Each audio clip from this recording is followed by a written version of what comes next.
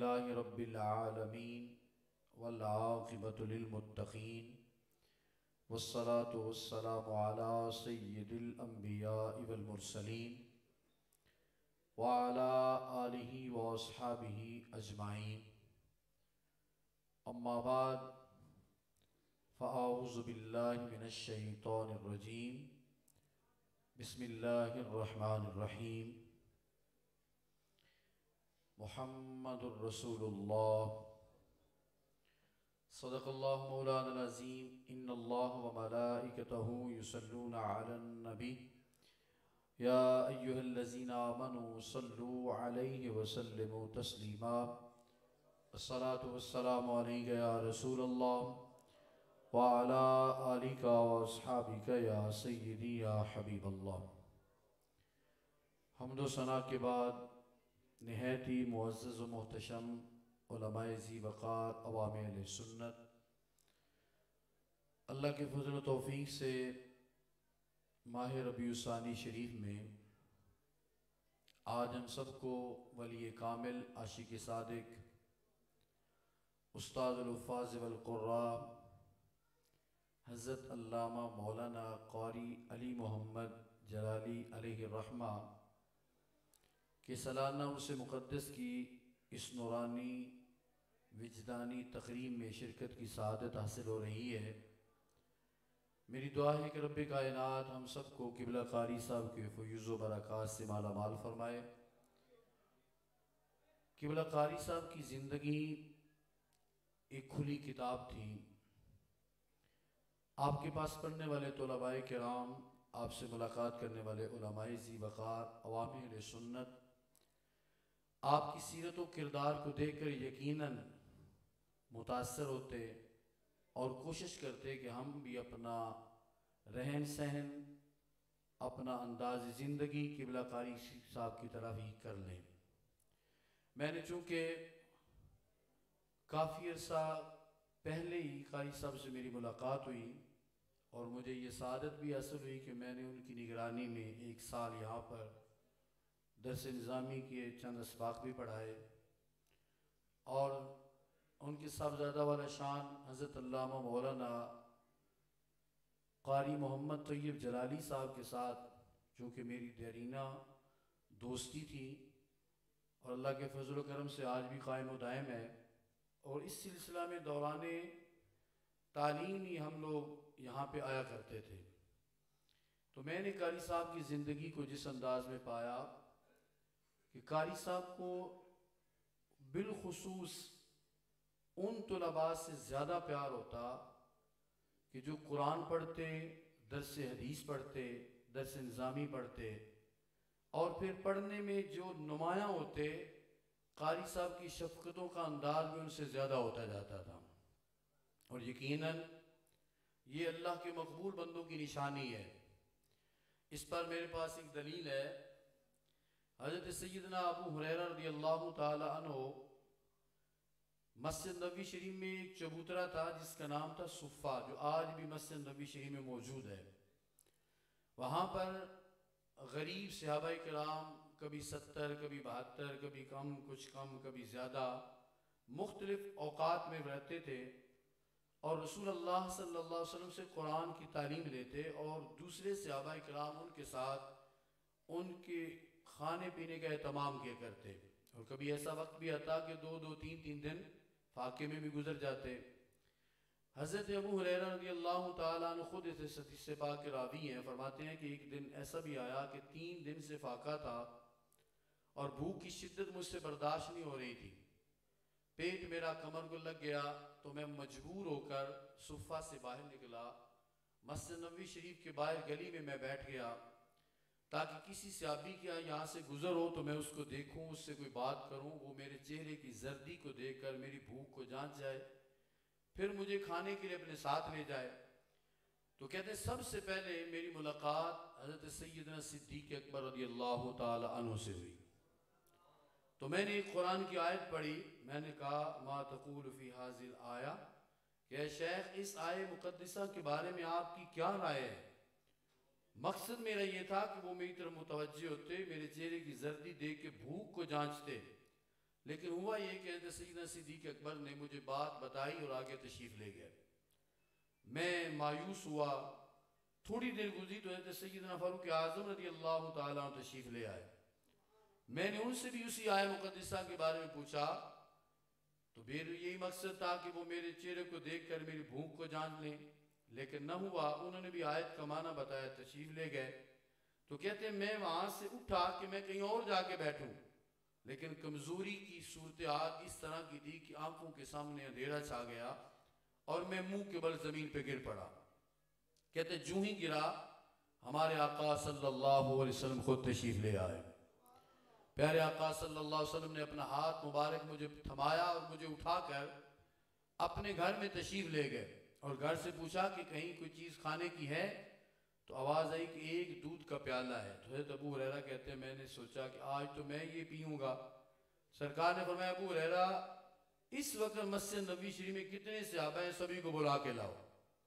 तो मैं सोच रहा था कि ये तो मैं ही पीऊँगा, लेकिन हुक्म मुस्तफ़ा के सामने मैं क्या कर सकता था, मैं सबको बुला के लाया। अब मेरे दिल में ये ख्वाहिश थी कि शायद सरकार मुझे कहें कि पहले तुम पियो बाद में किसी और को दें, लेकिन सरकार ने कहा अबू हुरैरा तुम साकी बन जाओ, सबको पिलाना शुरू कर दो। तो क्या हुआ, मैंने फिर पिलाना शुरू कर दिया। सारे सहाबा ने पिया। कहते हैं एक कतरा भी दूध का कम ना हुआ। इसके बाद सरकार ने मुझे कहा अबू हुरैरा तुम पियो। मैंने पेट भर के पिया। फरमाया फिर पियो। मैंने फिर पिया। सरकार ने कहा फिर पियो। कहा अब तो पेट में जगह भी नहीं है। कहते इस अंदाज में सरकार ने मुझे सैर करके पिलाया। बाहर में निकला तो मेरी मुलाकात हजरत सैयदना फारूक आज़म से हुई और मैंने पूछा है उमर, जिस आया मुक़द्दसा के बारे में मैंने आपसे पूछा था, खुदा की कसम उसका माना मुझे तुझसे ज्यादा आता है, लेकिन मतलब ये था कि तुम मेरे चेहरे को देखकर भूख को जांचते, वो मकसद ना हुआ। हजरत फारूक आज़म ने अफसोस किया कि खुदा की कसम अगर उस लम्हे मुझे पता चल जाता कि तुझे भूख है और मैं तुम्हें खाना खिलाऊं, तुम दीन के तालिब इल्म हो, कुरान पढ़ने वाले हो, और मैं अगर सुर्ख ऊंटों की एक कतार मुझे मिल जाए जो अरबी नस्ल की आला ऊंट है, और मैं इतना रिज़्क भी मिल जाए तो मुझे इतनी खुशी ना होती जितनी दीन के एक तालिब इल्म को खाना खिला के मुझे खुशी नसीब होती। इसको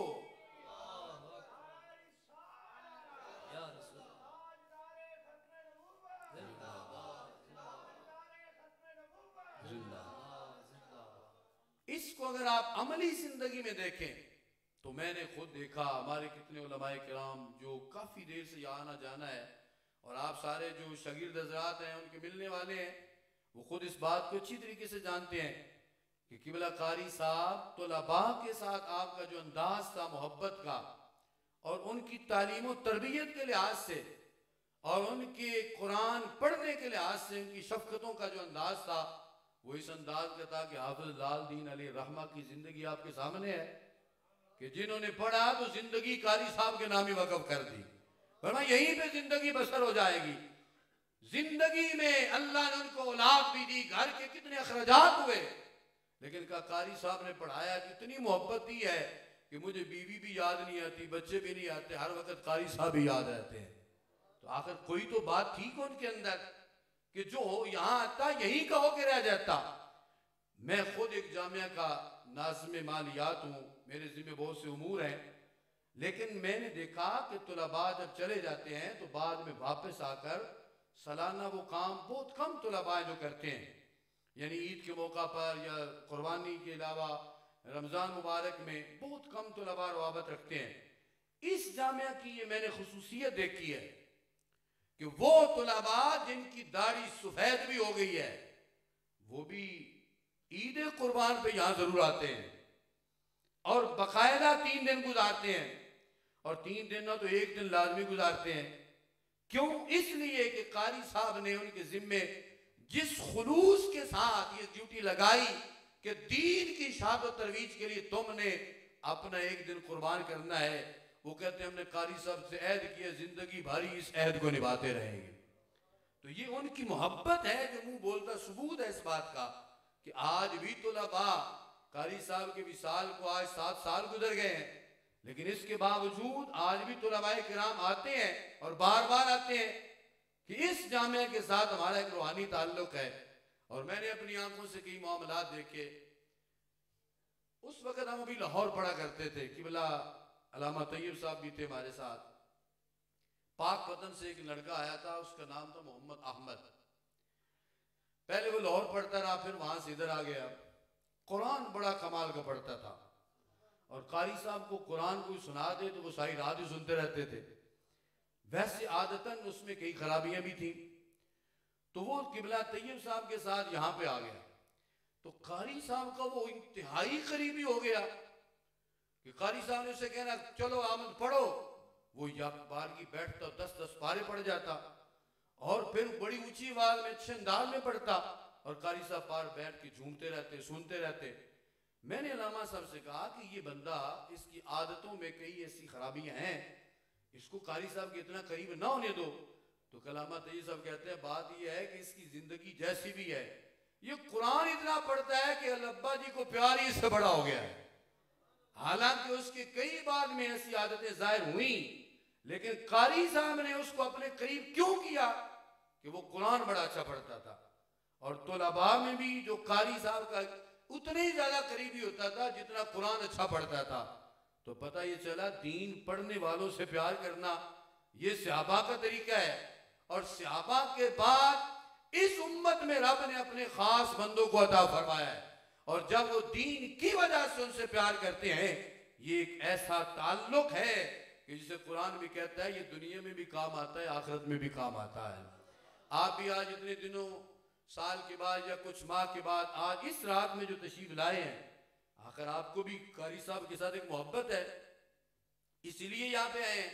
वगरना इस मादियत मादा प्रस्त दुनिया के अंदर जो देख के हालात बन चुके हैं, वक्त निकालना तो बहुत मुश्किल है, लेकिन फिर भी आना ये सिर्फ कारी साहब की मोहब्बत है जो रब ने हर बंदे के दिल में अता फरमाई है। जो सरकार ने कहा था कि अल्लाह का वली पहले उसका चर्चा आसमानों पे होता है और जब चर्चे आम हो जाते हैं तो फिर रब ताला उसकी मोहब्बत लोगों के दिलों में खुद ही पैदा फरमा देता है। यही वजह है कि सारे कारी साहब के बारे में इसने अपनी मोहब्बतों का इजहार करते हैं। ऐसे ही जब दरस निज़ामी का यहाँ पे सिलसिला शुरू हुआ तो मैंने देखा कि कारी साहब उस वक़्त ये सामने बरामदा वगैरह इस तरह का नहीं था, खुली जगह होती थी। तो कारी साहब यहाँ पे चारपाई बिछा के बैठा करते थे। तो पहले कमरे में अल्लामा तैयब साहब पढ़ाया करते थे, दूसरे में मैं होता था। तो कारी साहब सारा दिन 1 बजे तक यहाँ बैठे रहते। मैंने अल्लामा साहब से पूछा बात क्या है, कारी साहब को काम नहीं है या लोग मिलने भी आते हैं, कहीं आना जाना भी होता है, मामलात की जिंदगी काफी है, तो ये सारा दिन यहाँ ही बैठे रहते, वजह क्या है?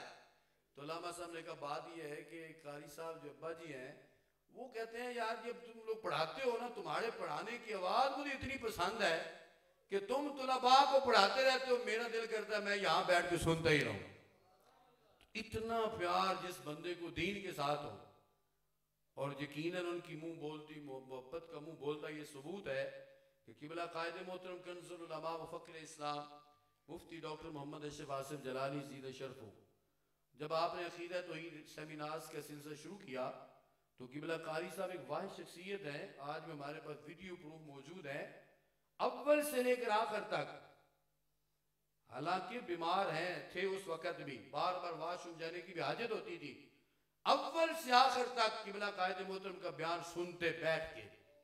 बड़े बड़े उलमा आते, 10 मिनट 15 मिनट आधा घंटा घंटा, बिल आखिर बंदा चहलकदमी के लिए, पानी के लिए, वुजू के लिए उठ जाता है। लेकिन कारी साहब पूरा बयान 4-4 घंटे 5-5 घंटे सुनते और हर वक्त आंख नम रहती थी, आंख नम रहती थी। किबला कायदे मोहतरम का बयान सुनते जाते, रोते रहते, सुनते रहते, रोते रहते। जो मुझसे पहले मेरे काबिल दोस्त जिन्होंने बड़े अच्छे अंदाज में बयान किया कि वो दुआ किया करते थे कि अल्लाह तबारक व तआला मेरी जिंदगी भी इनको लगा दे। तो जिनको दुनिया में उलमा से प्यार, और ये प्यार तो दुनिया का प्यार थोड़ा ही है, ये वो प्यार है जिसके बारे में रब ने कुरान में फरमाया खिल्लाउ यौमइज़िन बअदुहुम लिबाद अदुव इल्लल मुत्तकीन। फरमाया दुनिया की सारी मोहब्बतें, सारे ताल्लुक, सारे रिश्ते क़यामत के दिन दुश्मनी में बदल जाएंगे।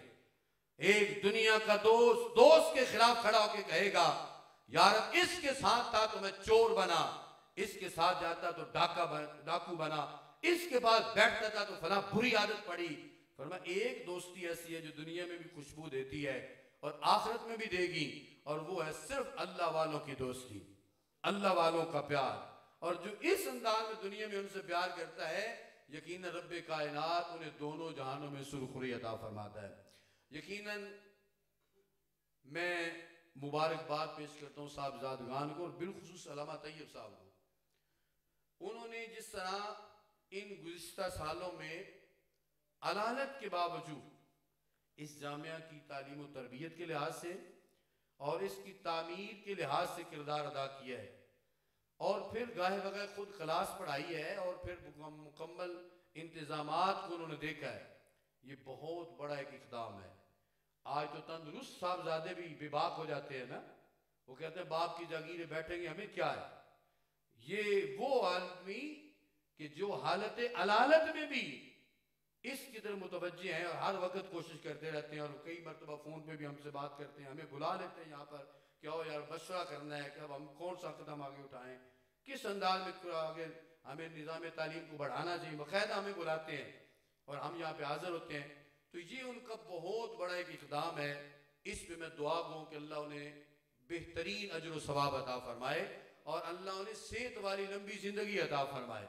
और जिस तरह मुझे ये खुशी हुई है कि किबला कारी साहब के पोतों में के हाफिज़ मुनीब साहब हैं और ठीक साहब और हाफिज़ यहिया साहब, जो इन्होंने बाकायदा इस अंदाज में अपनी मोहब्बतों का इजहार किया है, यकीनन ये कारी साहब का गुलशन तादम क़यामत जा इसी तरह आबाद रहेगा, और इसकी बहारें दुनिया देखेगी, और क़यामत के दिन भी अल्लाह इसके फैज़ के सदक़े ही सब का बेड़ा पार फरमाएगा।